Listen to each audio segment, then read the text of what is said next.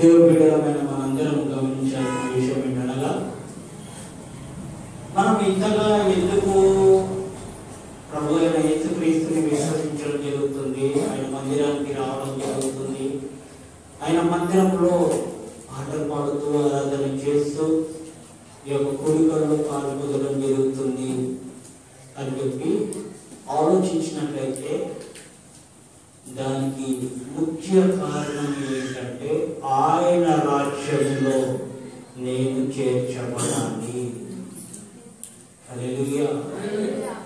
ప్రతి ఒక్క బిడ్డ, ప్రతి ఒక్క క్రైస్తవుడు ప్రయత్నించేది ఏంటంటే నేను ఆయన రాజ్యంలో చేర్చబడాలి, ఆయన రాజ్యంలో నేను చేర్చబడాలి అని ఒక తలంపు, ఒక ఆలోచన, ఒక ఉద్దేశం కలిగి ఉంటారు.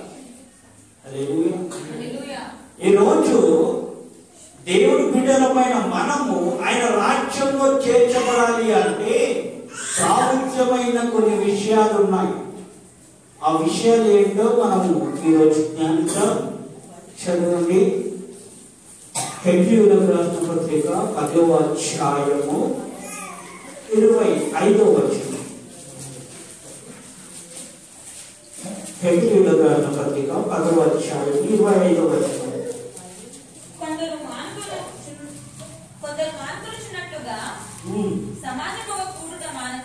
సమాజముగా కూడుట మానక. హల్లెలూయా. ఇక్కడ మనం గమనించినట్లయితే ఇక్కడ మనం ఏం చేయాలి అంటున్నారు వాక్యంలో? సమాజంలో కూడుకోవాలి. హల్లెలూయా. సమాజంలో కూడుకునుట మానక. ఈరోజు మనం సమాజంగా కూడుకుంటున్నామా? దేవుడు రాకడలో, దేవుడు రాజ్యంలో మనం ఎదగాలి అంటే క్రమముగా దేవుడి మందిరానికి రావాలి. ఆయన మందిరానికి రాకుండా అయ్యా నాకు ఓటీ ఉందయ్యా, నాకు డ్యూటీ ఉందయ్యా, నాకు పని ఉందయ్యా, నాకు వ్యాపారం ఉందయ్యా అని చెప్పి మన సొంత కార్యాలని మనము చూసుకుంటే ఆయన రాకడలో మనం ఎత్తబడలేము. ఇక్కడ క్లుప్తంగా ఏముందంటే సమాజంగా కూడుకునుట మానక. ఇప్పుడు మనం ఏం చేయొద్దు? కూడుకున్న మానకూడదు. కూడుకోవాలి. ఏ పరిస్థితి వచ్చినా కూడా దేవుడి సమయము దేవుడికే కేటాయించాలి. నీ సొంత పనులకు కేటాయించుకోవద్దు. కొంతమంది ప్రార్థన సమయం అయిందనుకో, ఆ ప్రార్థన సమయంలో నేను ప్రార్థన చేయడానికి దేవుడికి నా పరిస్థితి తెలుసు కదా, దేవుడికి నా అక్కర తెలుసు కదా, ఇక ప్రార్థన చేయాలా అనుకుంటే ఏదో పని చేసుకుంటే ఒక 4 రూపాయలు, ఒక 4 డబ్బులు నాకు వస్తాయి కదా అని పన్నుల వైపు వెళ్తారు. అలాంటి వారిని ఆయన రాజ్యంలో దేవుడు జ్ఞాపకం చేసుకోవాలి. కూడుకోవాలి. ఎక్కడ కూడుకోవాలి? సమాజంలో, సంఘములో కూడుకోవాలి. నువ్వు ఎంత బిజీ ఉన్నా, సీఎం పిఎంఏ ఎంత బిజీ ఉన్నా కూడా కనీసం వాళ్ళు దేవుడికి కొద్ది సమయాన్ని కేటాయిస్తారు. మనకు అంతలో కొద్దిగా కూడా బిజీ ఉంటాం. కానీ నేను బిజీ, ఆయమే బిజీ. సంఘానికి ఎందుకు రాలేదు బ్రదర్? సంఘానికి ఎందుకు రాలేదు అన్నా? నాకు పని ఉందన్నా, ఈరోజు మొత్తం నాకు తెలుగు చేయలేదన్నా. కూడుకోవట్లేదు. ఎక్కడ కూడుకోవట్లేదు? మందిరంలో కూడుకోవట్లేదు. వ్యర్థమైన పనిలో, వ్యర్థమైన ఆలోచనలో, వ్యర్థమైన మనుషుల యొద్ద కూర్చొని కూడుకొని వారితో సహవాసం చేయడానికి సమయం ఉంటది. కానీ దేవుడి మందిరంలో కూడుకోవడానికి ఈ రోజులలో కొంతమందికి సమయం ఉండట్లేదు. అలాంటి వారిని దేవుడే జ్ఞాపకం చేస్తున్నాడు ఆయన రాజ్యంలో. తీరు వస్తే దేవుడు అంటారు, దేవుడు నన్ను జ్ఞాపకం చేసుకుంటాడా? నువ్వు దేవుడిని జ్ఞాపకం చేసుకుంటే, సంఘాన్ని నువ్వు జ్ఞాపకం చేసుకుంటే దేవుడు నిన్ను జ్ఞాపకం చేసుకుంటాడు. ఇవన్నీ జ్ఞాపకం చేసుకోకుండా నీ ఇష్టాంతరంగా నువ్వు జీవించుకొని నువ్వు నడుచుకుంటే దేవుడు నిన్ను ఆయన రాజ్యంలో జ్ఞాపకము చేసుకోడు. హల్లెలూయా. చదువుతున్నా, కంటిన్యూ చేయండి. సమాజంగా కూడుట మానక ఒకరినొకడు హెచ్చరించుచు. ఇప్పుడు ఏం చేయాలి? ఒకరినొకరు హెచ్చరించుకోవాలి. హల్లెలూయా. ఏమని హెచ్చరించుకోవాలి? నువ్వు తప్పు చేసినావు, నువ్వు బూతులు మాట్లాడు, నువ్వు అట్లున్నావు ఇట్లున్నావు, ఈ హెచ్చరింపు కాదు. మనము సమాజంగా కూడుకోవాలి. ఈ వ్యర్థమైన వాటికి ఎంతగా మనం సమయాన్ని కేటాయిస్తాం. ఆయన సన్నిధిలో మనం సమయాన్ని కేటాయించాలి కదా, ఆయన సన్నిధిలో మనం కూడుకోవాలి కదా అని చెప్పి హెచ్చరించుకోవాలి. ఒకరు రానంటే ఎందుకు రా మందిరానికి రా, ఏదో తప్పు చేస్తే హెచ్చరిస్తారు కదా, మందిరానికి రాకుండా ఎందుకు హెచ్చరించారు? పిల్లలు మందిరానికి రాకుండా తల్లిదండ్రులు ఉన్నమ్మా రామ్మా పండుకోమ్మా, చలికాలం కదా కొద్దిసేపు పండుకో, మెల్లగా ఆమె అన్న టైంకి రామ్మా అని చెప్పే తల్లిదండ్రులు కూడా ఉంటున్నారు ఈ రోజున. హెచ్చరించాలి, బుద్ధి చెప్పాలి, ఖండించాలి. ఎక్కడ కూడుకోమని? సమాజ మందిరములో. హల్లెలూయా. ఒకవేళ నువ్వు హెచ్చరించకపోయావనుకో ఆ తప్పు నీదే. చదువు. ఏ దినము? ప్రభు రాకడ సమీపముగా ఉన్న ఆ దినము సమీపించుగా మరి ఎక్కువగా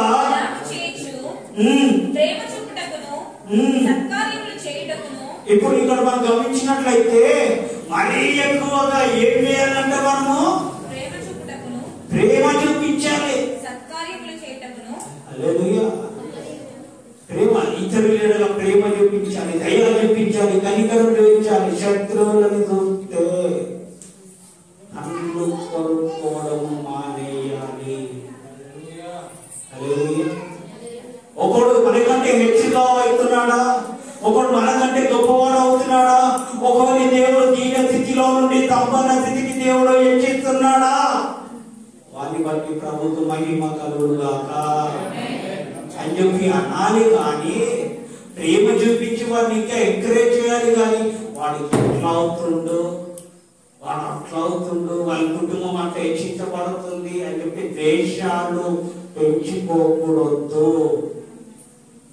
అర్థమవుతుందా?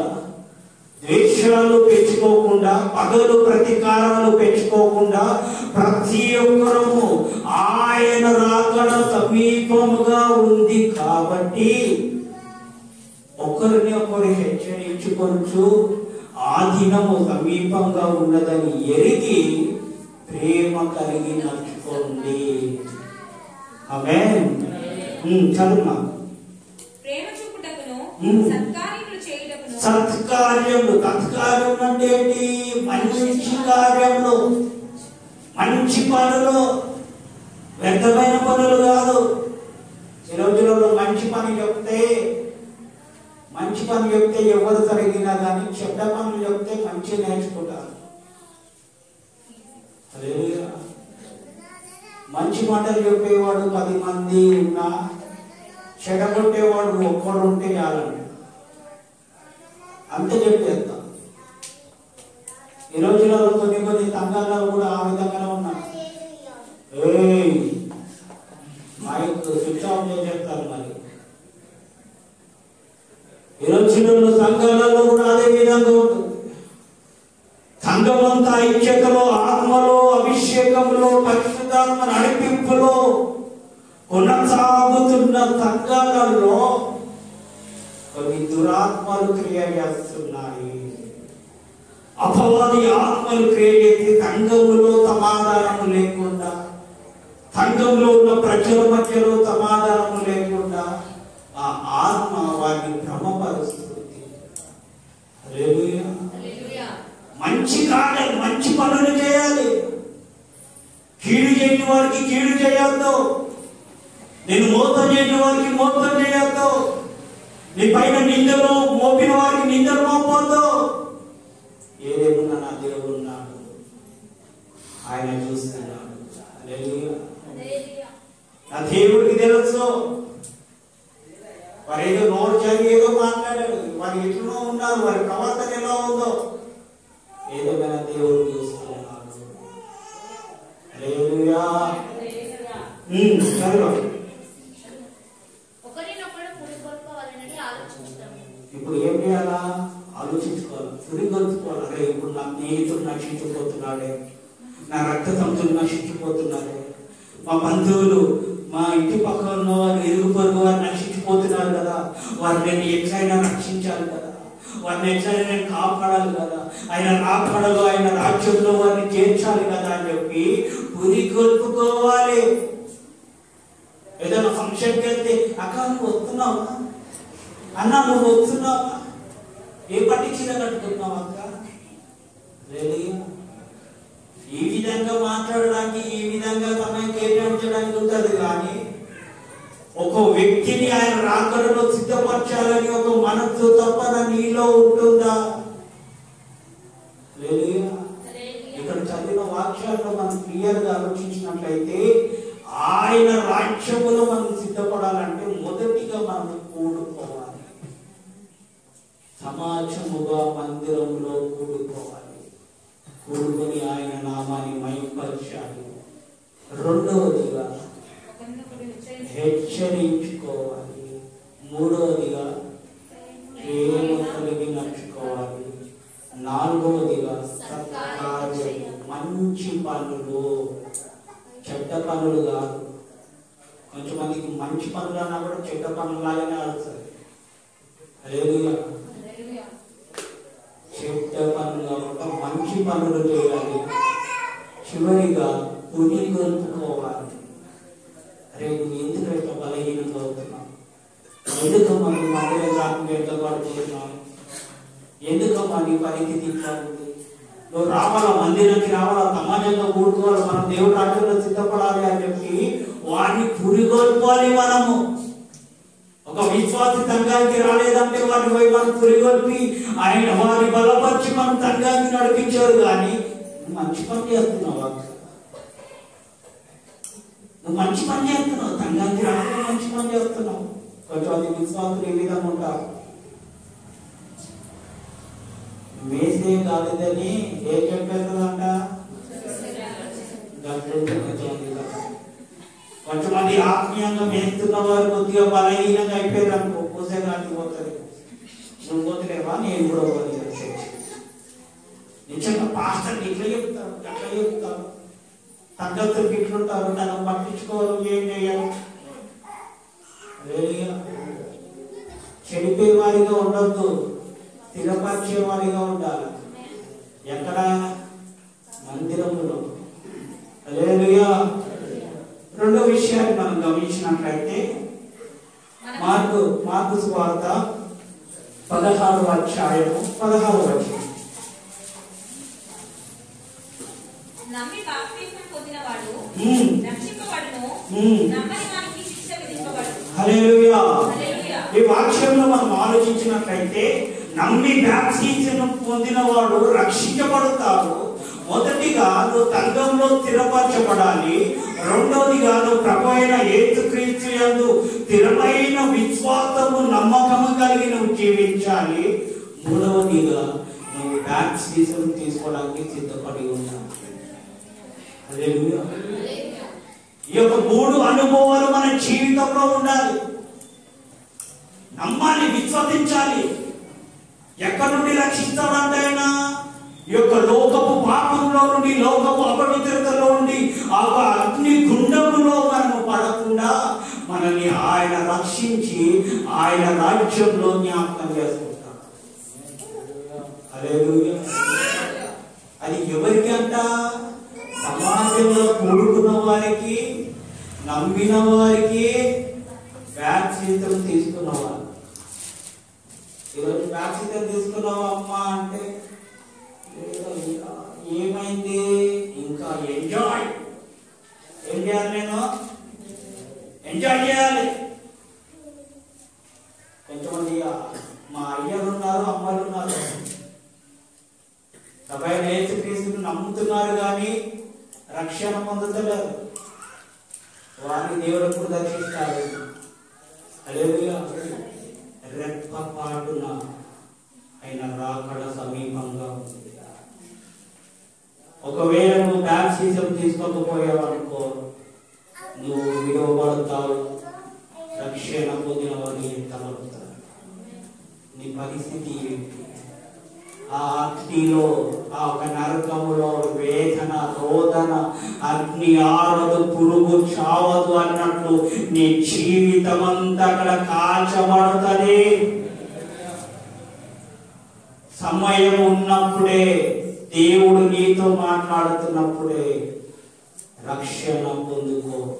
ఆ రక్షణ ఆయన రాకడ పర్యంతరం నీకు తోడైంది. ఆయన రాజ్యంలో నిన్ను చేర్చునుగాక. ఆమేన్, హల్లెలూయా. ఈ యొక్క సంవత్సరపు చివరి మాసంలో ఉంటున్నాము. 2020 అయిపోయింది, తర్వాత 21 వస్తుంది. నువ్వెట్లున్నావు? నీ పరిస్థితి ఎట్లుంది? దేవుని నమ్మి, దేవుడు ప్రభు అయిన యేసుక్రీస్తు నిజమైన దేవుడు అని తెలిసి కూడా ఇంకా నీలో రక్షణ లేదు, నీలో పశ్చాత్తాపం లేదు, నీలో సరైన మారు మనసు లేదు. ఈ సంవత్సరపు చివరి మాసంలో ఉంటున్నాము. మనల్ని మనం శుద్ధీకరించుకొని రక్షణ పొందుకొని ఆయన రాకడకు సిద్ధపడాలి. ఒకవేళ నేను ఇట్లనే ఉంటానయ్యా, నేను ఇట్లనే ఉంటాను, పాపం చేస్తాను, రక్షణ పొందాను, వ్యర్థమైన మాటలు మాట్లాడతాను, నా ఇష్టాంతాన్ని నడుచుకుంటాను అంటే, ఈ 2020లో కరోనా అనే తెగులు వచ్చింది. 21లో అలాంటి తెగులు రాకుండా స్పెషల్గా మీ కొరకు దేవుడు తెగులను పెడతాను. జాగ్రత్త. సమయం ఉన్నప్పుడే మీరు మారండి. ఈ మాసంలో మీరు ఎంతగా శుద్ధీకరించుకుంటారో, ఎంతగా మీరు పరిశుద్ధపరచుకుంటారో, వచ్చే సంవత్సరం మీకు అంత ఆశీర్వాదకరంగా, దీవెనకరంగా దేవుడు మారుస్తాడు. ఈ సంవత్సరం అంతా ఇంట్లున్నాము, వచ్చే సంవత్సరం కూడా అట్లా ఉంటామంటే ఇక మీ ఇష్టం. హల్లెలూయా. మూడో విషయాన్ని మనం గమనించినట్లయితే, అపోస్తుల కార్యము 2వ అధ్యాయము 1 నుండి 4.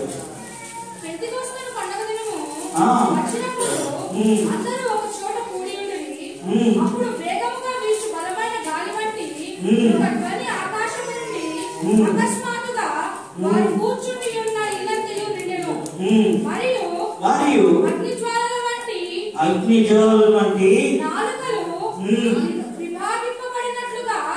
వారికి కనబడి వారిలో ఒకరి మీద రాలగా, ఒక్కొక్కరి మీద రాలగా వారందరూ పరిశుద్ధాత్మతో నిండిన వారై ఆ ఆత్మ వారికి వాక్శక్తి అనుగ్రహించిన కొలది హల్లెలూయా. ఏ భాషలతో మాట్లాడారంట? అన్య భాషలతో. ఆరాధన చేసేటప్పుడు పాస్టర్ ఏదో మాట్లాడుతున్నాడు ఏదో అనుకోగలరు. అన్య భాషలు. హల్లెలూయా. ఇప్పుడు సమాజంలో కూడుకున్న మనము రక్షణ పొందాలి, పరిశుద్ధాత్మ అభిషేకము పొందాలి. హల్లెలూయా. ఇక్కడ పెంటెకోస్తు దినమున కూడుకున్న వీళ్ళు ఏం చేస్తున్నారంటే ఆత్మ కోసం కనిపెడుతున్నారు, పరిశుద్ధాత్మ అభిషేకం కోసం కనిపెడుతున్నారు. ఆయన అభిషేకం ఆలోచించి అభిషేకము చేత నింపబడి వాక్శక్తి చేత వారు అన్య భాషలతో దేవుని స్తుతించి మహిమపరుస్తున్నారు. ఈరోజు రక్షణ పొందిన నీకు ప్రభువైన యేసుక్రీస్తును విశ్వసించావు, సమాజంగా కూడుతున్నావు, వాక్యం ఏదో నీకు గ్రహింపు ఉంది, పరిశుద్ధాత్మ అనుభవము నీలో ఉందా?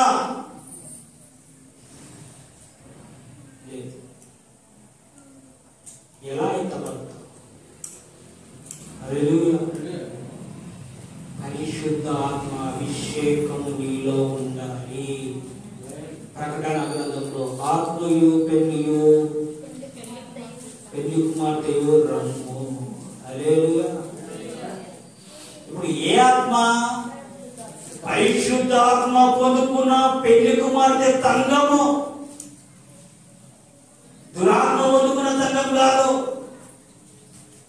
కొంతమంది వాళ్ళు దురాత్మ క్రియేట్ చేస్తుంది. ఆదివారం కాగానే భక్తి ఉంటుంది, సోమవారం నుండి శనివారం వరకు దురాత్మ క్రియేట్ చేస్తుంది. నోటి నిండా ముత్యాలే. హల్లెలూయా. ముత్యాలంటే మీకు తెలుసుగా, మనం క్లియర్గా చెప్పాలి. మార్నింగ్ రేడియో మీకు ఆన్ చేసిందంటే సాయంత్రం పడుకునేదాకా శోకాలే పెడుతుంది గోతు.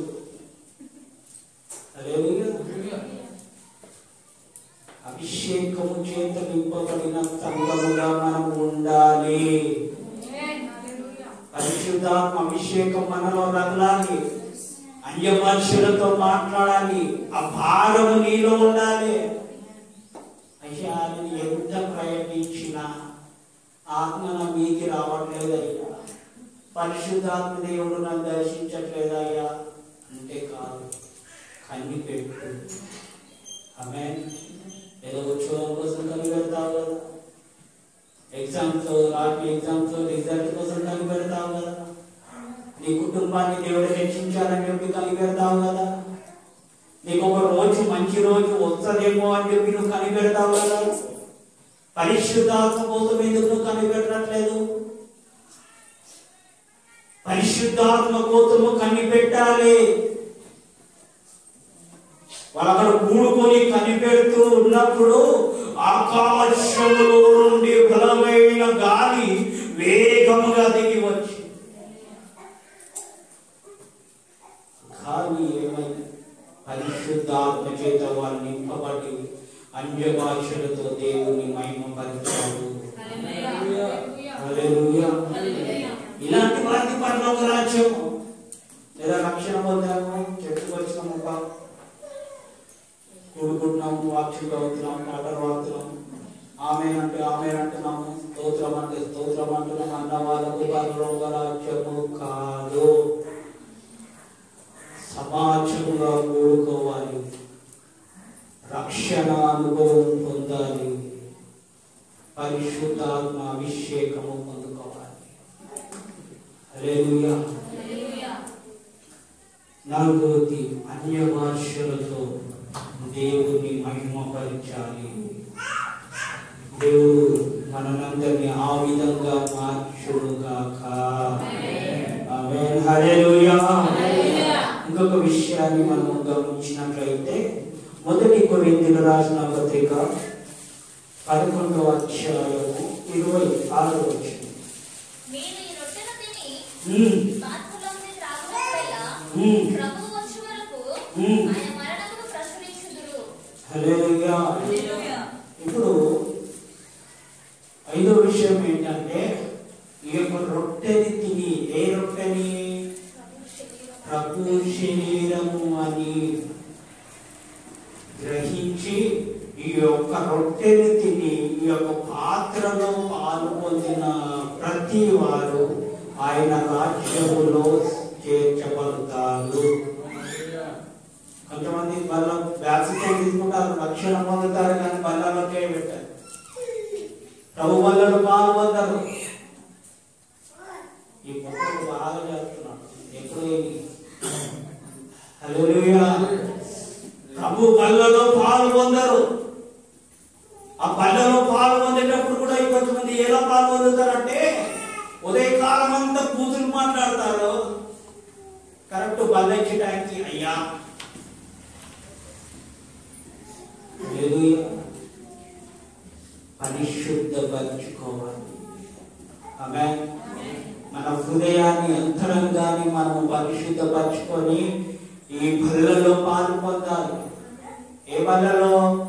ప్రభు రక్తము శరీరము అని గ్రహించి ఈ యొక్క ప్రభు బల్లలో మనము పాలు పొందితే దేవుడు మనల్ని ఆయన రాజ్యంలో జ్ఞాపకం చేసుకుంటాడు. హల్లెలూయా. హల్లెలూయా. ఇంకొక విషయాన్ని మనం గమనించినట్లయితే యాకోబు 5వ అధ్యాయము 8వ వచనం.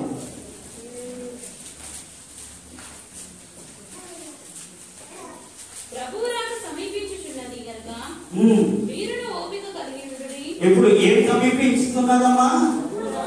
ప్రభు రాకడ సమీపిస్తుంది. ఇప్పుడు మనం ఎక్కడ ఉంటున్నామంటే ఎండింగ్ లో ఉన్నాం, ఎండింగ్ డేస్ లో ఉన్నాం మనము. ఇప్పుడు ఆయన రాకడ సమీపించి ఉన్నది కనుక ఇప్పుడు మనం ఏం కలిగి ఉండాలా?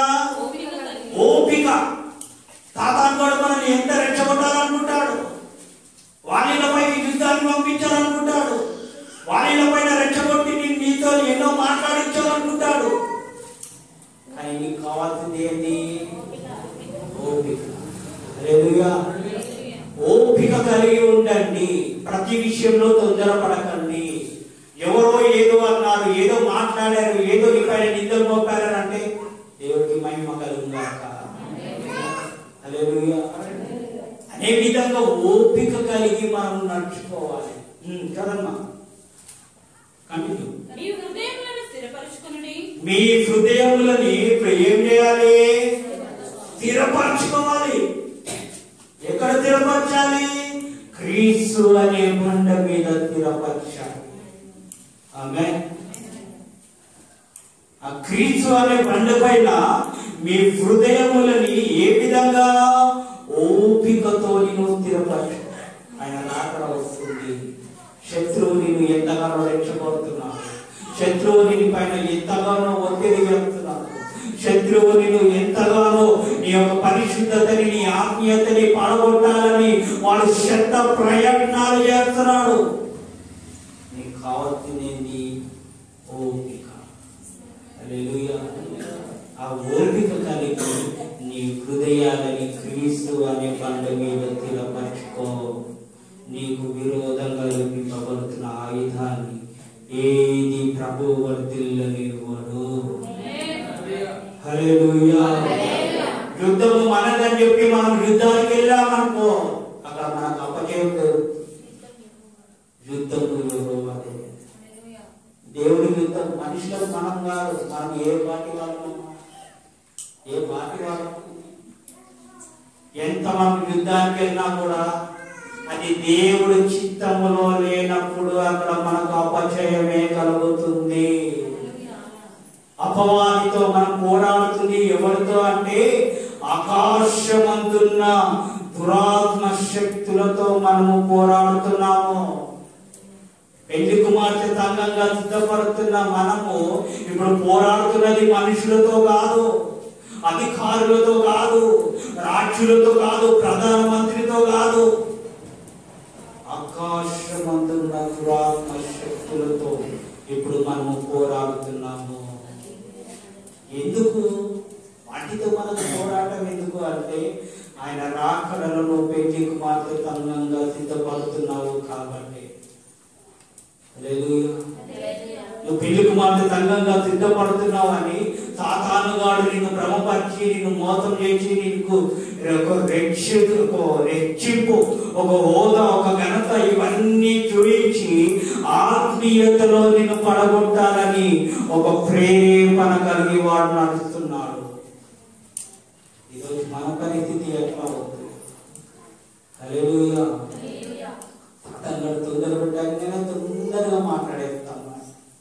సాతానుగాడు రెచ్చగొట్టగానే రెచ్చిపోతాం. ఓర్పు ఉండదు, సహనం ఉండదు, దీర్ఘశాంతం ఉండదు. నోరుకి నోరు చెయ్యొద్దు. దేవుడి బిడ్డల మనం పడుతున్న వాళ్ళము మన నోరు ఎట్లుండాలంటే అదుపులో, మనం ఎంత అదుపులో ఉంటామో దేవుడు అంతగా మనల్ని హెచ్చిస్తాడు. జ్ఞానం కలిగిన వాడు ఏ విధంగా ఉంటాడు? మౌనం ఉంటాడు. ప్రతి విషయంలో మౌనం ఉండండి, ఓర్పు కలిగి ఉండండి. దేవుడు మిమ్మల్ని ఆయన రాకడలో సిద్ధపరచునుగాక. ఆమేన్. హల్లెలూయా. ఇంకొక విషయం, అదే 1 కొరింథీయులకు రాసిన పత్రిక 4వ అధ్యాయము 5వ వచనం.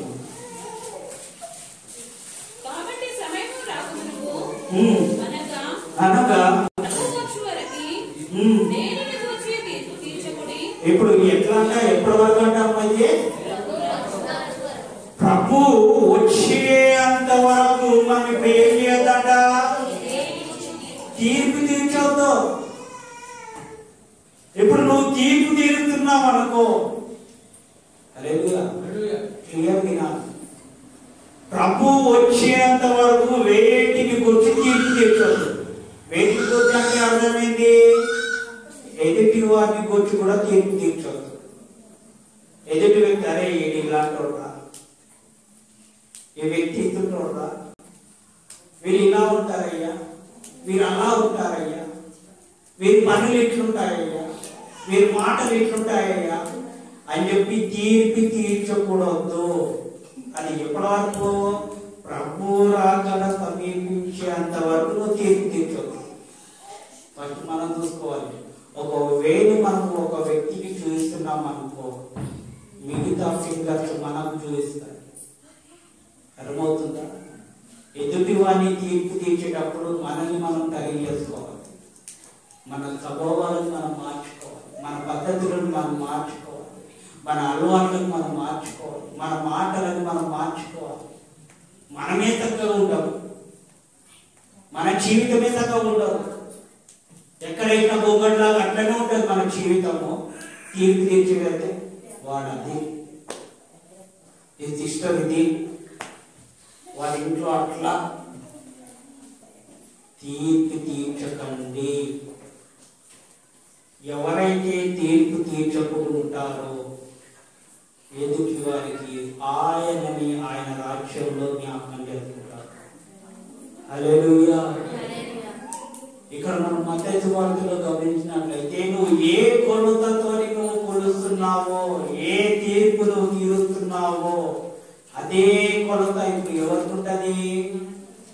కొలిచిన వారికి, తీర్చిన వారికి ఉంటుంది. ఏ విషయంలోనైనా ఎవరైనా మనకి ఏ విషయం చెప్పినా కూడా తల్లి దేవుడు మార్చుతలేరు వారిని. దేవుడు వారిని మార్చినట్టు మనం ప్రార్థన చేద్దాం, వారి కుటుంబాన్ని మార్చినట్టు మనం ప్రార్థన చేద్దాం అని చెప్పి మనం ఆ విధంగా ఉండాలి. కానీ తీర్పు తీర్స్తే మనం కూడా మళ్ళీ బదులుగా మనం తీర్పు తీర్చొద్దు. మనం ఎంతగా ఒదిగి ఉంటామో అంతగా దేవుడు మనల్ని ఇచ్చిస్తాడు. హల్లెలూయా. తీర్పు తీర్చడానికి మనకి ఏ అధికారం లేదు. తీర్పు తీర్చేవాడు ఆయనే, నీతి న్యాయములు ఎరిగిన వాడు ఆయనే, మన పరిస్థితులు తెలిసిన వాడు ఆయనే. ఏ స్థితిలో మనల్ని దీనంగా చేయాలో, ఎప్పుడు మనల్ని ధనవంతులుగా చేయాలో ఎరిగిన వాడు ఆయనే. కాబట్టి సమర్థం ఆయన చేతికి అప్పగించి మనం మౌనంగా ప్రార్థనలో ఉంటే ఆయన రాజ్యంలో మనం సిద్ధపరచబడతాము. హల్లెలూయా. ఇంకొక విషయాన్ని మనం గమనించినట్లయితే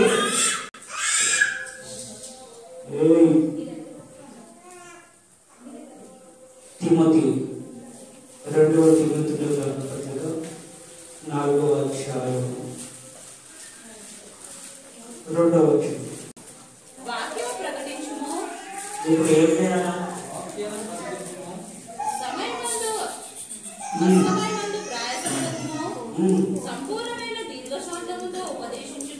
ఇప్పుడు ఎట్లుండాలంట? వాక్యము ప్రకటించాలి అంట, ప్రయాసపడాలి, దీర్ఘశాంతము కలిగి ఉండాలి. హల్లెలూయా. దీర్ఘశాంతము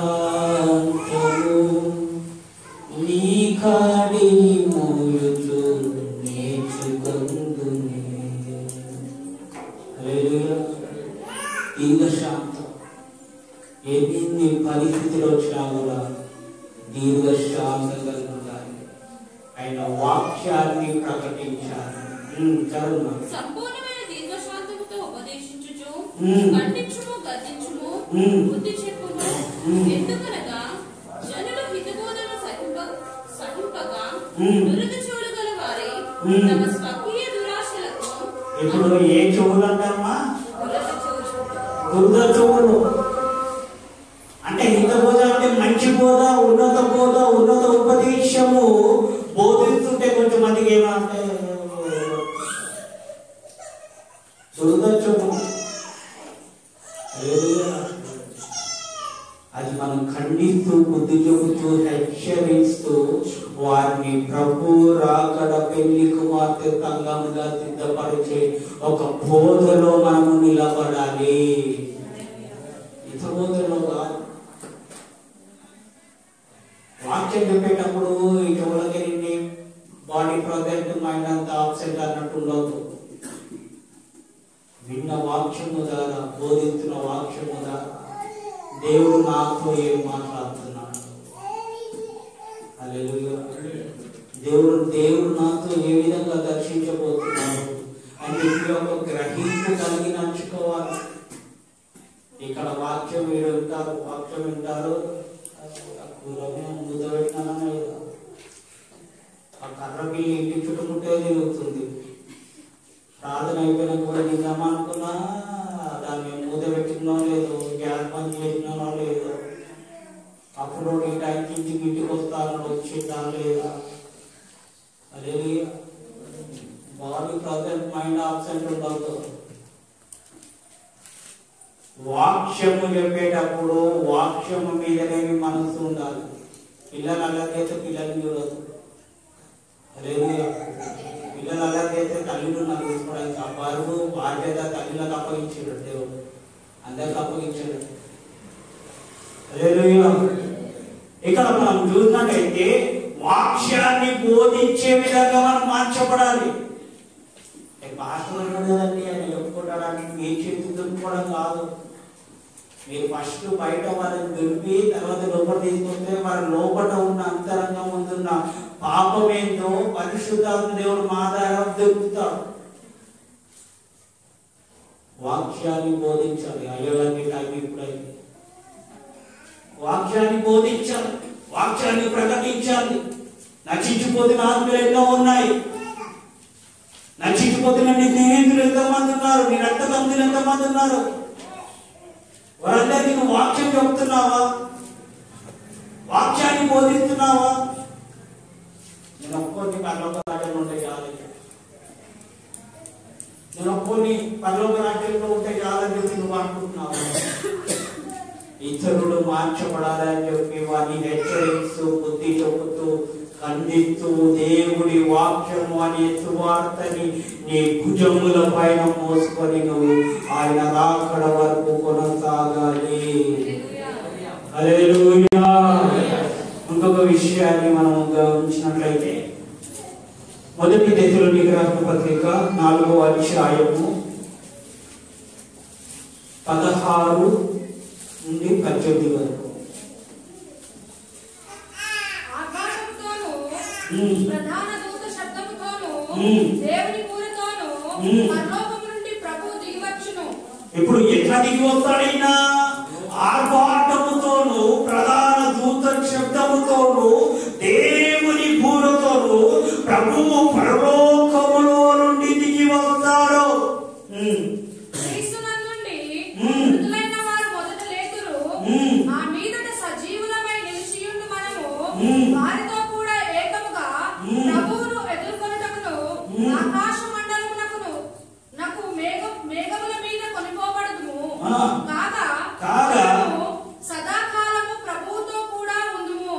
సదాకాలము ప్రభువుతో కూడా ఉందుము. కాబట్టి మీరు ఈ మాటల చేత లోబడినప్పుడు ఆదరించుకోండి. ఇప్పుడు ఏం చేయాలి? ఆదరించాలి. అరే బాబు, దేవుని నమ్ముకుంటే, ప్రభువుని నువ్వు విశ్వసిస్తే ఆయన ఈ విధంగా రాబోతున్నాడు. ఎట్లా రాబోతున్నాడు? ఆర్భాటముతోను. ఆట ఉంది కదమ్మా. ఆర్భాటముతో ప్రధాన దూత శబ్దముతో దేవుని పూరతో మహిమలో ప్రభువు తన స్వాస్యముకై త్వరగానే ఉన్నాడు.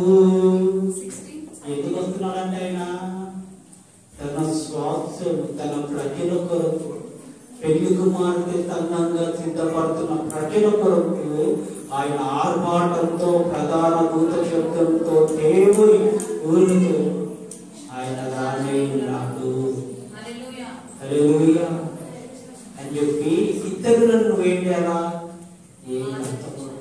ఆదరించాలి, బలపరచాలి, ధైర్యపరచాలి. ఈ కష్టాలు, ఈ లోకపు శ్రమలు, ఈ లోకపు అవమానం, లోకపు నిందలు మనకు కొద్ది కాలం వరకే. తరువాత ఆయన రాజ్యంలో మనము పరిపాలన చేస్తున్నాం. హల్లెలూయా. ఆయన రాజ్యంలో మనం సంచరిస్తాం. ఈ శ్రమలతో నువ్వు బాధపడకు, నీ దుఃఖాన్ని, నీ కలవరాన్ని నువ్వు చూసి కృంగిపోకు.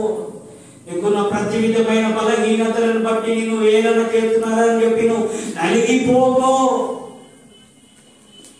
ఆయన రాకడ సమీపంగా ఒక ధైర్యం కలిగి మనం ఉందాం, ఒక నిరీక్షణ కలిగి ఉందాం, ఒక ఓర్పు కలిగి మనం ఉందాం. ఆయన రాకడలో మనల్ని హెచ్చిస్తాడు. ఆ రాజ్యంలో ఎటువంటి శ్రమలు మనకు ఉండవు. అక్కడ ఏముంటది? సుఖము, సంతోషము, దేవుడి సన్నిధి అంత మనల్ని ఆవరిస్తుంది. హల్లెలూయా. గత రోజుల్లో మందిరపు పని చేసేటప్పుడు మా మధ్యలో ఉన్న బ్రదర్స్ అందరూ అనుకున్నారు మనసులో, అయ్యగారు మనం కూడా పరలోక రాజ్యంలో ఇదే విధంగా ఉంటే బాగుంటుంది కదా. హల్లెలూయా. పరలోక రాజ్యంలో కూడా ఈ విధంగా మనం కష్టపడుతూ, ఈ విధంగా మనం దేవుడి సన్నిధిలో గడిపితే బాగుంటది కదా.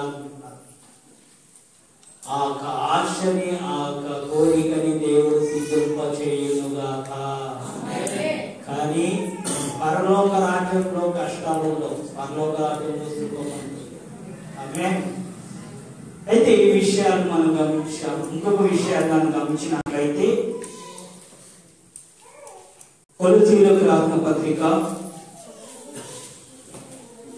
3వ అధ్యాయము 1 నుండి 7 వచనములు. మీరు క్రీస్తుతో కూడా లేపబడిన వారైతే పైనున్న వాటికి వెతుకుడి, అక్కడ క్రీస్తు దేవునికి కుడి పార్శ్వమున కూర్చుండి ఉన్నాడు. పైనున్న వాటి మీదనే గాని భూ సంబంధమైన వాటి మీదనే మనసు పెట్టకుడి. ఏలైనగా మీరు మృతి పొందితిరి, మీ జీవము క్రీస్తుతో కూడా దేవుని యందు దాచబడి ఉన్నది. మనము జీవమైన క్రీస్తు ప్రత్యక్షమైనప్పుడు మీరు ఆయనతో కూడా మహిమయందు ప్రత్యక్షపరచుదురు. హల్లెలూయా. ఇప్పుడు ఏం వెతకాలంటే మనము పైనున్న వాటిని వెతకాలి. పైనున్న ఏంటి? పైనున్న ఏంటి అంటే కొంచెం అది పైకి చూస్తున్నాం. పైలు ఉన్నాయి, రేకులు ఉన్నాయి, కనెక్షన్ వైర్లు ఉన్నాయి. ఈ భాషలేమో ఇంత వేలు మమ్మల్ని పెట్టిన చెట్టాలు వస్తున్నాయి. హల్లెలూయా. పైనున్న వాటిని అంటే పైనున్నవి కాదు, పరలోకమందు ఉన్న వాటిని మనం వెతకాలి. ఆమేన్. ఆ పరలోకమందున్న వాటి ఏంటంటే దేవుడు నీ కొరకు ఫలాలని దేవుడు అక్కడ సిద్ధపరిచి ఉన్నాడు. ఒక రాజ్యం, ఒక సమీపంగా ఉన్న ఒక స్థలాన్ని దేవుడు అక్కడ నీ కొరకు సిద్ధపరిచి ఉన్నాడు. ఆ స్థలంలో నువ్వు చేర్చబడాలి అంటే పైనున్న వాటిని ఆత్మీయంగా నువ్వు వెతకాలి. ఈ భూ సంబంధమైన వాటిని మనసు పెట్టద్దు. ఈ భూ సంబంధమైన రక్త సంబంధుల మీద మనసు పెట్టద్దు. ఈ భూ సంబంధమైన ధనము మీద మనసు పెట్టకూడదు. ఈ భూ సంబంధమైన మేకప్ల మీద మనసు పెట్టద్దు. హల్లెలూయా. కొంతమందికి మేకప్లు అంటే ఎంత ప్రాణమో, మేకప్ లేని ఇంచకేం కాలు బయటికి తీయరు అట్లున్నారు. ఈ రోజుల్లో అబ్బాయిలు కూడా అట్లా అవుతున్నారు. ఏంటి పండ్ల కంటే దేవుడి బిడ్డలకి ఎక్కువ తెలుసు మేకప్ గురించి. ఈ కొత్త క్రీమ్ ఏమొచ్చింది అంటే ఫస్ట్ దేవుడి బిడ్డలు చెప్తారు. మేకప్ల మీద మనసు పెట్టద్దు. పైనున్న వాటి మీద మనసు, ఆత్మ సంబంధమైన వాటి మీద మనసు, ప్రార్థనలో మనసు, వాక్యము మీద మనసు, ఆత్మీయంగా ఏ విధంగా ఎదుగాలని ఆ మనసు పెట్టాలి. కానీ నేను ఈ విధంగా సిద్ధపడాలి, ఈ వస్త్రాలు వేసుకోవాలి, ఈ మేకప్ వేసుకోవాలి, ఏ స్టైల్ మన తప్పుడు వేసుకున్నాడు. చుట్టుముట్టు మొత్తము ఇండియా బార్డర్ దగ్గర మొత్తం ఇట్లా గడ్డి చేసినట్టు చుట్టుముట్టు మొత్తం చేసేసాడు, మధ్యలో ఇట్లా పెట్టుకున్నాడు. అయ్యా అది సహింపలేని ఒక నాన్నగారు దగ్గర ఉండి, నాన్న అట్లా కాదురా, నువ్వు ఇలా చేసుకోవాలి అని బుద్ధి వానికి బుద్ధి చెప్పి స్టడీ చేశాడు. ఈ రోజుల్లో తల్లిదండ్రులు అట్లా చేస్తున్నారా? చేయట్లా. అమ్మా చిన్న చిన్న బట్టలు వేస్తే ఫ్యాషన్, టైట్ టైట్ వస్త్రాలు వేసుకుంటే ఫ్యాషన్.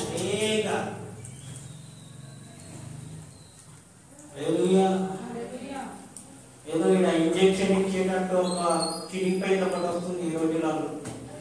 అమ్మాయిలు ఏందమ్మా ఇది అంటే డాక్టర్ ఇంజెక్షన్ వేయడానికి. అమ్మా ఏంటది? ఫ్యాషన్. కొంతమంది అబ్బాయిలకు ఏమో చిరిగిపోయిన పాయింట్లు ఉంటున్నాయి. ఏదిరా బాబు ఇది అంటే ఫ్యాషన్. తల్లిదండ్రులు బుద్ధి చెప్తున్నారా? ఈరోజు బుద్ధి చెబుతున్నారా? తల్లిదండ్రులు బుద్ధి చెప్తే పిల్లల భవిష్యత్తు మంచిగా ఉంటుంది. మీరు బుద్ధి చెప్పకపోతే వారు రేపటి దినం ఏమైనా కూడా తీర్పు మీ మీదే వస్తుంది. ఏ స్టైల్ చేసుకున్నా, మేకప్లు చేసినా, డ్రెస్ వేసుకున్నా, చిరిగిపోయిన పాయింట్లు వేసుకున్నా ఈ ఫ్యాషన్ అందుకనొద్దు. బుద్ధి చెప్పే విధంగా ఉండాలి. ఎప్పుడైతే మీరు బుద్ధి చెప్తారో అప్పుడు మీ పిల్లలు కలిగే వస్తారు. చెయ్యి జారిపోయారనుకో మీ నెత్తి మెక్కి కూకొని డబ్బులా వాయిస్తారు. మా అన్న ఒత్తిడి డబ్బులు అట్లా అవుతారు. జాగ్రత్త. హల్లెలూయా. అదేవిధంగా దేవుడి సంఘంలో పరిచర్యలో పాలు పొందండి అని చెప్పి వారిని ప్రేరేపించాలి. సోమరిలాగా ఎంతసేపు అనుకుంటావు? సోమరిలాగా ఎంతసేపు ఉంటావు? పోయి మందిరంలో పోయి పని చేయకో, మందిరంలో పోయి పరిచర్యలో పాలు పొందుకో అని చెప్పి వారిని లేపాలి, వారిని రేపాలి, వారి పురి కొనుక్కోవాలి అనుకున్నావు. అనుకో. కటింగ్ ఇట్లా చేసుకుంటావా? చేసుకో. ఎట్లా కాదురా, మంచి ఇంట్లో పెట్టుకో. రెడ్ కలర్ పెయింట్ వేసుకోడా? మా నాన్న వచ్చారు రెడ్ కలర్ పెయింట్. వాళ్ళని కావాలంటే ఇస్తా. తల్లిదండ్రులు బుద్ధి చెప్పని పిల్లలకు బుద్ధి చెప్పని తల్లిదండ్రులు ఎవరు ఉన్నారనుకో, వాడు నా దగ్గరికి వస్తే పెయింట్ కావాలయ్యా అంటే ఏం పెయింట్ ఉందన్నా? రెడ్ కలర్ ఉంది. ఇది ఏం కలర్ అమ్మది? Silver colour. ఆ విధంగా ఉన్నాయి. మా దగ్గర కూడా మేము కూడా మీకు ఫ్రీగానే చేస్తాము. దేవుడు మీకు అందరికీ కృప చూపించుగాక. ఆమేనా? ఆమేనా? అంటే పెయింట్ల విషయంలో కూడా ఆమె ఇవన్నీ కాదు. కానీ తల్లిదండ్రులు అనపడుతున్నారు, పిల్లల్ని తెలియజేసుకోండి. దైవజ్ఞుడు అనపడుతున్న వాళ్ళు సంఘాన్ని తెలియజేస్తారు. ఈ రెండిటిలో ఏదైనా తేడా వచ్చిందనుకో ఆయన రాకడలో మనం చేర్చబడలేము. హల్లెలూయా. చెప్పబడిన వాక్యం నిమిత్తం ప్రతి ఒక్కరు మోకాళ్ళ పైన ఉండి ప్రార్థన చేసుకుంటారు. ప్రార్థన చేసుకుంటారు. తండ్రి నీకు వందనాలు. ఈరోజు నువ్వు దేవుడు బిడ్డవని పిలువబడుతున్నావు. క్రైస్తవురాలను పిలువబడుతున్నావు. కానీ నీ స్వభావం మారట్లేదు. నీ ప్రవర్తనం మారట్లేదు. నీ వేషధారణ మారట్లేదు. నీ చూపులు, నీ ప్రవర్తన, నీ నడవడిక మారట్లేదు. ప్రతి ఒక్కరు ప్రార్థనలో బ్రతికాడండి. అయ్యా నన్ను మార్చండి, నా ప్రవర్తన మార్చండి తండ్రి, నా ఆరోగ్యాన్ని మార్చండి తండ్రి. నీ రాజ్యంలో మేము చేర్చబడాలి అంటే సమాజంగా కూడుకోమని చెప్పారు. నీ రాజ్యంలో మేము చేర్చబడాలి అంటే రక్షణ అనుభవం కలిగి నడుచుకోవాలి. నీ రాజ్యంలో మేము చేర్చబడాలి అంటే పరిశుద్ధ అభిషేకం చేత నింపబడాలి తండ్రి. నీ రాజ్యంలో చేర్చబడాలంటే అన్య భాషల ద్వారా నేను మహిమపరచాలి. యేసు నీకు వందనాలు తండ్రి. మాకు ఓర్పుగా సహనాన్ని దయచేయండి, దీర్ఘశాంతాన్ని దయచేయండి. ప్రతి ఒక్కరు బ్రతిమలాడండి.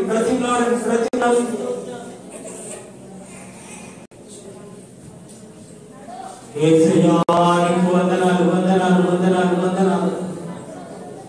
యేసు నీ పాదాలకు స్తోత్రాలు స్తోత్రాలు స్తోత్రాలు. మమ్మల్ని పరిశుద్ధపరచువాడా తండ్రి, మా ప్రవర్తన సరిచేయవాడా, ఈ భూ సంబంధమైన వాటిపైన నీ మనసు నిలుపకు, పరమ సంబంధమైన వాటిపైన నిలుపు. ఎప్పటికైనా ఇది గతించిపోయేదే, ఎప్పటికైనా ఇది విడిచిపెట్టేదే, శాశ్వతంగా మనతో ఉండేది. ఆయన రాజ్యములో మనం నివాసము చేసేది. హల్లెలూయా హల్లెలూయా. ఇన్ని రోజులు నీ కష్టానికి, నీ యొక్క సుఖాలకు, నీ సుఖభోగాలకు నువ్వు ప్రయాసపడ్డావేమో, కష్టపడ్డావేమో, వాటిని నువ్వు వెతికేవేమో. ఈరోజు దేవుడు నీతో మాట్లాడాడు. ఈ భూ సంబంధమైన వాటి అన్ని వ్యర్థమే, పర సంబంధమైన వాటిపైనే నీ మనసు నిలుపు. ఆత్మీయంగా నేను ఏ విధంగా ఎదగాలో, ప్రార్థనలో ఏ విధంగా గడపాలో, వాక్యాన్ని ఏ విధంగా ధ్యానించాలో, ఆయన సంఘముగా ఒక సంఘములో ఒక పచ్చని ఒలీవ చెట్టు వలె నువ్వు ఏ విధంగా నాటపడాలో, ఆ ఆత్మ ఫలానికి ఒక చెట్టు వలె నువ్వు ఏ విధంగా మార్చబడాలో ఆయన సన్నిధిలో బ్రతిమలాడునయ్యా. నన్ను మార్చండి అయ్యా తండ్రి. ఇన్ని రోజులు నేను వ్యర్థంగా ఉన్నానయ్యా తండ్రి. భూతమైన వాటిపై నే మనసు నిలిపాను తండ్రి. భూతమైన వాటిపై నేను ఉన్నానయ్యా తండ్రి. నీకు వందనాలు వందనాలు వందనాలు వందనాలు వందనాలు. యేసయ్యా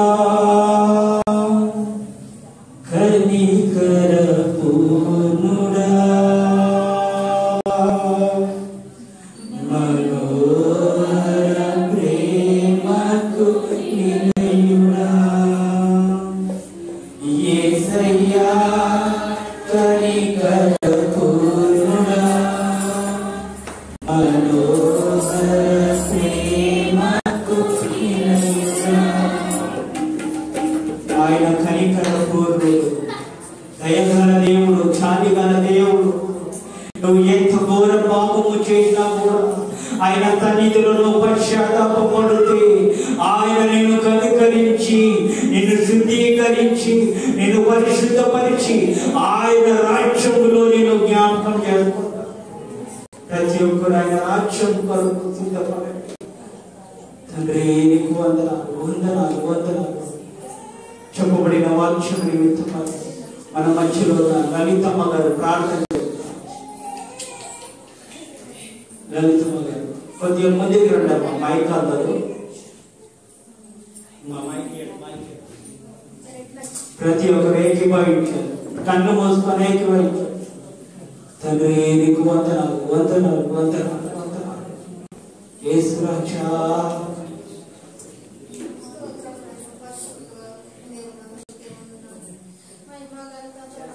తండ్రి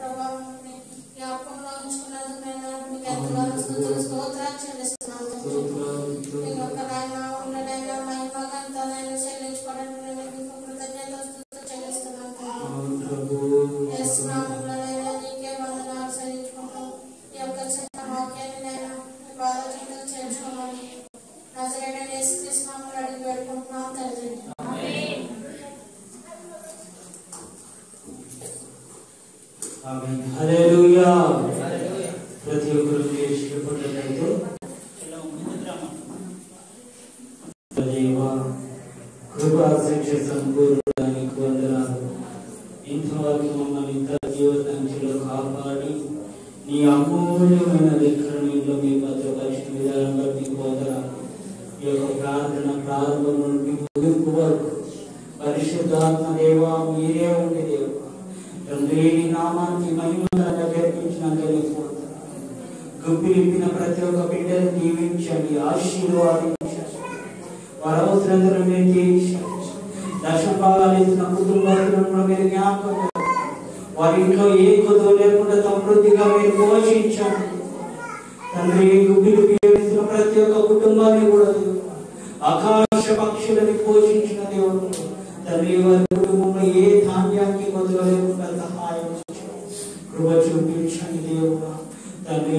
వాక్యాధారంగా ప్రతి ఒక్క బిడ్డ దేవ నీ యొక్క రాకడకు సిద్ధపడే మనసుని దయచేసి తండ్రి నీ యొక్క రాజ్యంలో చేర్చబడాలి అంటే తండ్రి వారి సమాజంగా కూడుకోవాలి తండ్రి. రక్షణ మార్మందు పొందుకోవాలి తండ్రి. పరిశుద్ధాత్మ చేత నింపబడాలి, అన్య భాషల చేత మాట్లాడాలని ఓర్పు కలిగి వారిని నడుచుకోవాలి తండ్రి. భూతమంతమైన వాటిపైన మనసు నింపకుండా పరసమంతమైన వాటిపైన మనసు నింపాలని ప్రతి ఒక్క బిడ్డకు అలాంటి మనసుని దయచేయండి తండ్రి. వచ్చిన ప్రతి ఒక్క బిడ్డని దేవా మీ బలిష్టమైన అంతమితిని ఆశీర్వదిస్తున్నాను. ప్రతి ఒక్క బిడ్డ ఆశీర్వదించబడును గాక, దీవించబడును గాక, వర్ధిల్లింపబడును గాక. క్షేమాన్ని, ఆశీర్వాదాన్ని, ఆరోగ్యాన్ని నిత్యము నీ సన్నిధిలో నుండి పొందుకొనును గాక. మన తండ్రి అయిన దేవుడి ప్రేమ, కుమారుడైన యేసుక్రీస్తు కృప, పరిశుద్ధాత్మ దేవుని సన్నిధి సహవాసం ఇప్పుడు ఎల్లప్పుడూ సకల పరిస్థితులకు మనకు ప్రభు రాకడ పర్యంతం సదాకాలము తోడయుండును గాక.